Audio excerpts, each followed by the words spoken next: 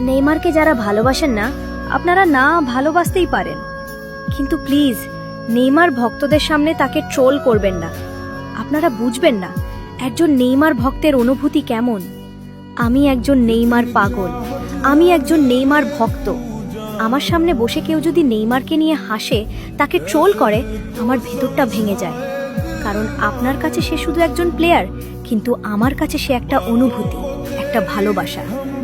আমরা Brazil support করি, তবুও আমরা লিওনেল মেসিকে সম্মান করি, ভালোবাসি। কিন্তু আপনারা কেন পারেন না? কেন নেইমারকে নিয়ে এত ট্রোল? আপনারা কি কখনো দেখেছেন মাঠে পড়ে থাকা নেইমারকে, চোখে পানি নিয়ে উঠে দাঁড়ানো একজন মানুষকে? সেই চোখের পানি আমাদের চোখেও পানি এনে দেয়। কারণ আমরা শুধু খেলা দেখি না, আমরা অনুভব করি। নেইমার যখন হাসে আমরা খুশি হই, নেইমার যখন কাঁদে আমাদের বুক ভেঙে যায়। অনেকেই বলে নেইমার শেষ, কিন্তু আমরা বিশ্বাস করি নেইমার শেষ না, নেইমার ফিরবে। হয়তো আবার ড্রিবল করবে, হয়তো আবার সবাইকে চুপ করিয়ে দিবে। আর সেদিন যারা ট্রোল করত তারা আবার হাততালি দিবে। তাই বলছি, নেইমার ভক্তরা, তোমরা অপেক্ষা করো, কারণ প্রত্যাবর্তনের গল্প সব সময় সবচেয়ে সুন্দর হয়।